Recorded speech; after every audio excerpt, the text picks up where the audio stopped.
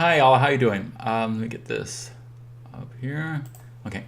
Um, Hope you're all doing well. We're going to look at chapter 6 in Global Strategic Management, which is focused on assessing country attractiveness. So this is basically a look at how do multinational companies take a look at countries around the world and think, well, that would be a good place for us to work in, the products to be sold into, etc.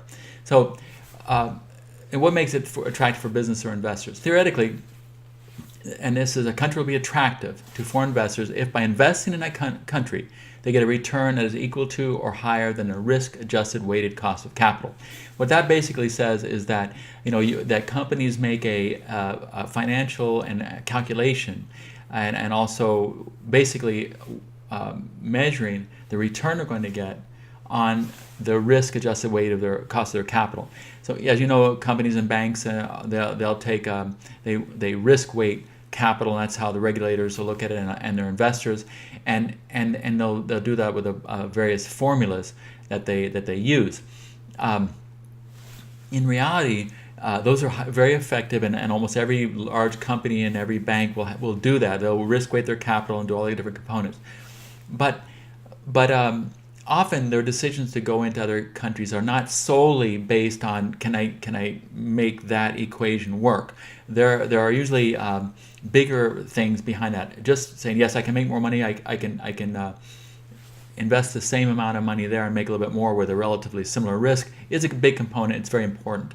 However, especially for a global company, how that decision affects everything else they're doing, and in the long run, is key. They may determine to absorb some losses early for a longer term position later, or the other way around. I mean, this is very risky, but let's hit it hard right now. We think we can make a lot of money now, and then kind of reassess or maybe even get out in the future. So a lot goes to it. And in banking, a similar thing. Making loans is always they always say, well, you should price according to the risk you're taking. But frankly, having been in banking for most of my life, there's really it's very difficult to charge enough on a loan to cover the real risk of that business. It's a risky business. That's why you get paid. So, and over the long term, you have those oscillations of the market that creates a lot of risk. From time to time, as we've seen recently in the 2008-9 crisis, that the risk was far greater than anyone could have assessed, and you can't price a loan accordingly always. But anyway, the point is, this is a calculation, is a way of looking at it. It's just that other factors may be involved as well. So they're saying the decision in a book says, and companies, they think, now, is the business likely to generate a return equal to or higher than the cost of capital? And what are the favorable or problematic characteristics of the socioeconomic political context? And basically, are the risk of operating in this country acceptable? Now, that I think is very valid. And I look at the same as any kind of business decision you make. You always want to look at the risk reward and cost benefit. What is the risk? What am I going to get out of this? How much it costs, and what can I get? And those are your fundamental things you look at when you're making these sorts of decisions. On slide 3, you say what makes a country attractive for business investors are these factors here, and you see there for the components of country attractiveness. I kind of made this slide that really highlight that. I think this is a good slide to keep around with you and make sure you study this and hold on to it, because this is what companies do look at. They say how easy is it to do business there, and you'll see what kind of things they look at: the taxes, incentives, infrastructure, government contracts, etc. What's the market like? Is it growing? What's the size? What's the quality of customers? Some markets are strong, but they're so tiny you can't do much there. And you really want to depend on your product. Is it big enough? Is it growing? Will it be there for me down the road?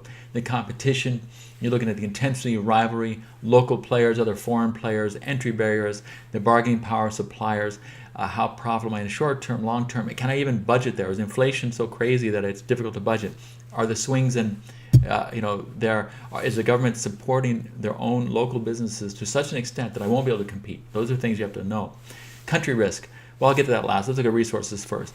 Are there the people you need? Do they have the components of your production? Is the labor there? Is the education level there? All these different things on resources, Am I going to have to send a lot of my resources there? Am I going to get them locally? These are factors that go into your thinking. And then, going back to country risk. Country risk is one of the things, I think it's the one kind of brings it all together. What are the political risks here? What are the economic risks, competitive risk, operational risk, and the reputational risk? If I'm doing business there, like say, if you're doing business in certain countries, what will your other customers and other places think of you doing that business there? Even if you're doing completely legitimate business, does it look good that you're there? Is it positive or negative for you that you're in that country and you're in that market, and you have to weigh that? Then you do all those other risks. The country risk is extremely important, and they always start there with the balance of payments. You really get out the balance of payments graph there, and I think you probably all do this already. But the CIA website is great for that sort of information, and you really see, all the components of what that country is all about, and you weigh those things in terms of the risk. And here for investors, for an international business entry, you see the same kind of thing. You intensive rivalry, entry barriers, etc. All these different things, and these are I take these from Porter's Five Forces, and then you see in their book, and they add government policies in there too. And I think that's very valid. You want to look at these 5 things plus the government policies are all go into some of the decision making when you go into a different country.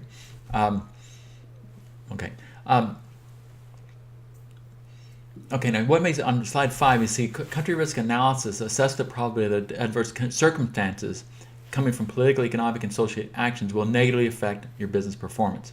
Now, this is very important, and a lot of times people forget. If you've been around longer, like I have, then you remember these things that have occurred in certain countries, and they looked good and they went bad, and then they looked good and they went bad, and it happens over and over again. And sometimes people that have had less experience, and they think, oh wow, it looks really good now, those old days are gone. Sometimes they are, there's no question about it. But other times you're in between ice ages, more or less. You're in between difficult times. And so you have to get some perspective. Or you keep your business very short term, where you're not impacted by these inevitable swings. In certain countries, if you look at what's happened over time, if you go back into the 60s, and you look at it's really a roller coaster, and you can almost start seeing cycles of 3, 5, 7, 12-year cycles in certain countries where things start going not so well, and really it happens a lot. So I think that for you, you should, as you go forward in your careers, be a little cautious about what looks really good. Give it some historical perspective. You may find yourself foregoing some short-term revenue, but you might save some pain down the road. At the same time, you want to, it's a real mix. So you don't want to be so cautious you don't do any business. However, I think being aware of history and aware of how things go in certain countries, it's like people. People can change, but they often tend not to. So countries can change, but they often tend not to. And you see some huge exceptions. Of course, Chile is a huge exception from the old Allende days when it was crazy and communistic. But not every country changes as much as they have, or has done as well as they have in recovering. That what was such a disaster in the early '80s, late '70s.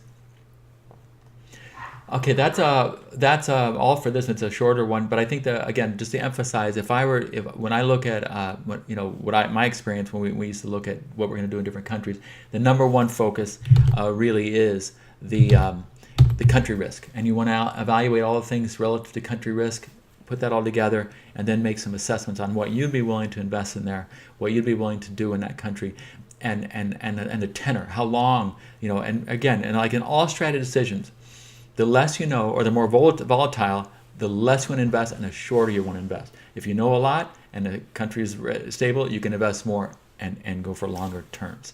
But that's really kind of the nutshell thing. But I hope you enjoyed that one, and we'll talk to you soon. Thanks.